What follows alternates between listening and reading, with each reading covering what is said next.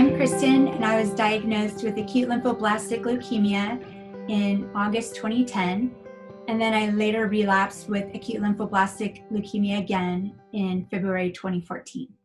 Hello, my name is Benny, and I'm a caregiver for Kristin. Going through this cancer process really changes everything about your life. It's a long journey to go through this process. When you get CAR T cells, you've already gone through 1 or 2 treatments and failed those treatments. So you've already on a long, rocky road. You've had a lot of learning experiences.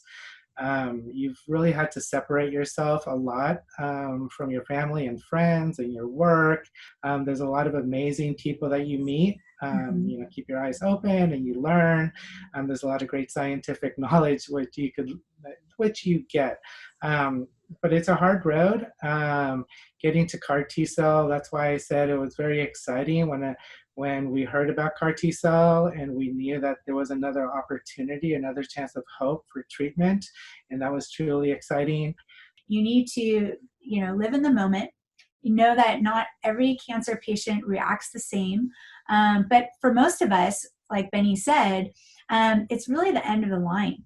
And so at the end of the day, it's your decision whether or not you want to do it. But for most of us, we have exhausted all treatments that are available, and nothing is working. And so it just offers hope. It offers the gift of a possible gift of more time.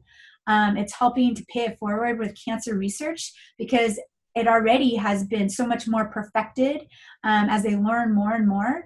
I mean, it's so exciting. Now today, there are many resources out there for patients and caregivers to go out and research.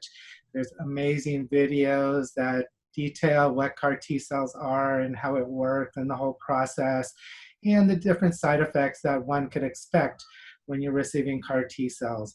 So I really highly recommend that if you're a caregiver or a patient going into this process, do a little research, and it kind of helps you mentally to prepare. And I think also to know that there are so many cancer resources out there. There's clinical trial navigators that can help you find clinical trials such as CAR T. I think just knowing that resource is there, clinical trial navigators, and then all the printed materials, the videos, the patients that you can connect with to get that information to help you discern and make choices about your treatment journey. Knowledge is power. And you as a patient, as a caregiver, it's important to do your research, to see what treatments are out there, such as CAR T, see if you're eligible for it, ask questions, seek second opinions. You want to be your own advocate. And if you can't, you need to find a loved one that can do that for you. You need to have a strong support system, whatever that is. I know for me, it was my family and friends. And then you really want to have that close partnership with your medical team because you are all working together to fight for your survivorship. And if you don't feel that's happening, it's okay to switch doctors and to find someone else because you really need to have that as you proceed forward in your journey. They're there to help you. Sometimes you just have to find the right person. There's so much that's being thrown at you all at once. It's a new process. So it's really important to take a notebook and take detailed notes. Don't be afraid to ask questions. Really try to understand the timeline of what is happening, when the infusion is coming, what can you expect in the timeline of when possible side effects could happen.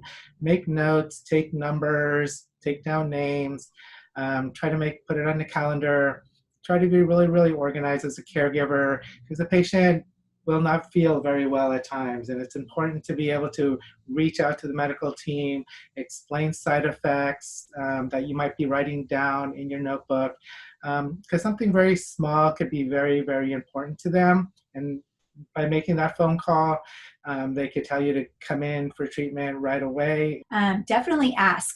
Find out, ask anyone, ask the finance department, ask member services, whoever you can talk to, social workers, to find out if you do have any assistance that maybe your insurance will help cover. Because had my mom not really pushed me to ask, we might have lost out on that opportunity. I wouldn't have been aware. So my mom still did have to prepay, for our housing that she located near the clinic and, our meals initially and our travel. But with time over the months, we did get reimbursed from my insurance carrier. And as a caregiver, it's it's a long road and a long journey, and it's not very easy. And knowledge is wonderful. You want to get as much knowledge as you can, but hearing about the treatment and the side effects and actually being there when these are happening to you, it's challenging. It's hard to see your loved one with a fever. It's hard to see your loved one going through neurotoxicity or the cytokine release syndrome. Um, all I could say is, communicate with the medical team, communicate with the nurses. They're professionals. They've been trained on how to treat these side effects.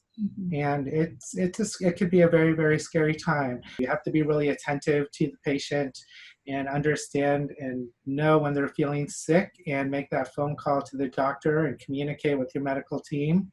They give you a direct line to a nurse, and you call and you explain, and they know that you had CAR T cells. They know that you're out there, and they're expecting phone calls from you.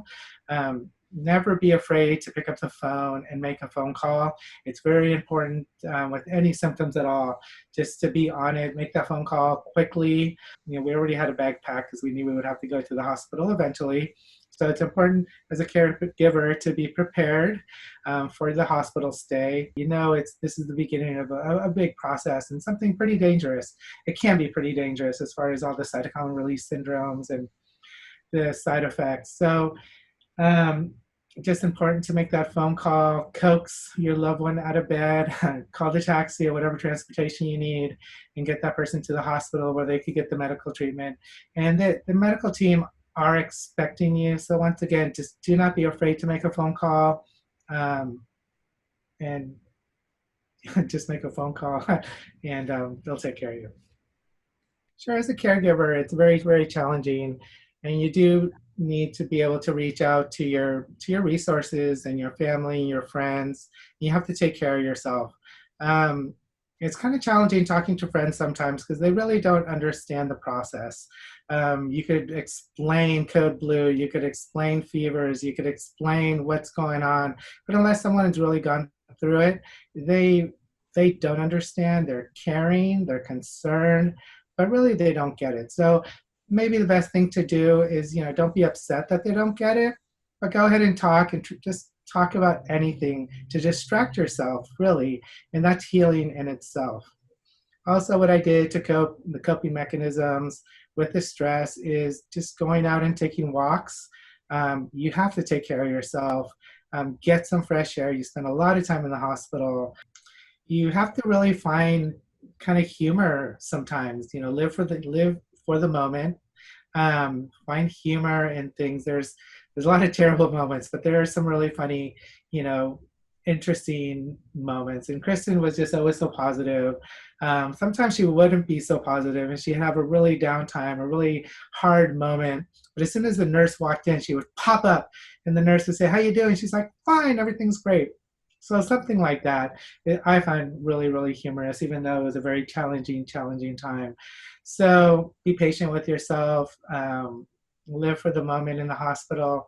And so I think the main recommendation is really just have to take it day by day and not worry so much about the future, because all you have is today, and just hope and pray that that you have the strength to get through wherever that's going to lead you. Be patient, communicate with your medical team, and hope for the best. Hope for a good outcome. Choose hope.